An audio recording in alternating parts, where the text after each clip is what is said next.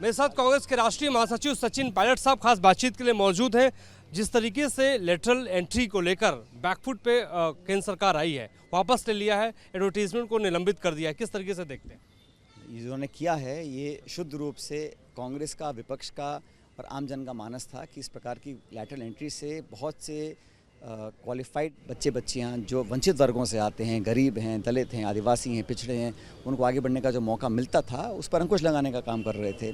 और lateral entry के माध्यम से आप उनके दरवाजे बंद करना चाहते थे और राहुल जी ने पुरजोर तरीके से इसका विरोध किया, पूरी पार्टी ने विरोध किया और आज सरकार को न सिर्फ पुनर्विचार करना पड़ा लेकिन अपने आदेश को वापस लेना पड़ा। मैं समझता हूँ लोगों की जीत है और इस देश का बहुत बड़ा तबका है जो चाहता है कि हमारे बच्चे बच्चियों को आगे बढ़ने के मौके मिलने चाहिए। नौकरी आप देते नहीं हैं, जो नौकरियां हैं भी उन पर आप बंदिश लगाकर लैटरल एंट्री लेकर उन रास्तों को बंद करना चाहते थे। जनता ने उसका विरोध किया और सरकार को अपना हाथ खींचना पड़ा। राहुल गांधी ने इस मामले को सबसे पहले उठाया था, संसद के भीतर भी, संसद के बाहर भी।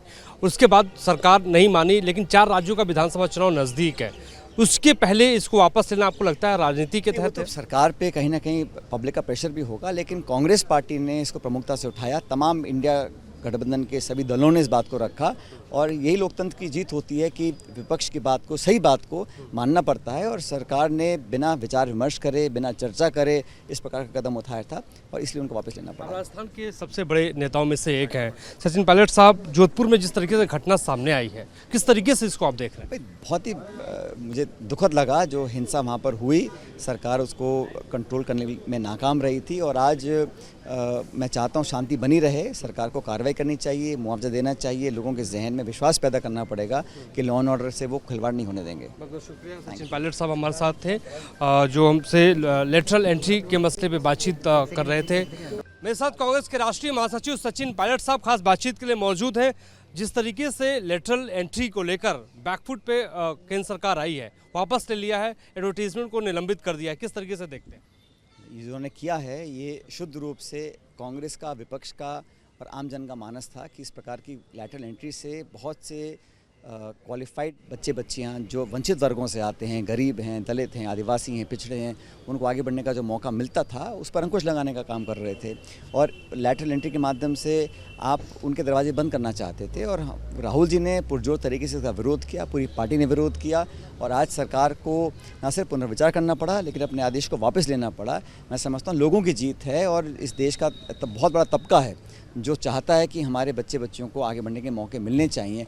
नौकरी आप देते नहीं हैं, जो नौकरियां हैं भी उन पर आप बंदिश लगाकर लैटरल एंट्री लेकर उन रास्तों को बंद करना चाहते थे। जनता ने उसका विरोध किया और सरकार को अपना हाथ खींचना पड़ा। राहुल गांधी ने इस मामले को सबसे पहले उठाया था, संसद के भीतर भी, संसद के बाहर भी।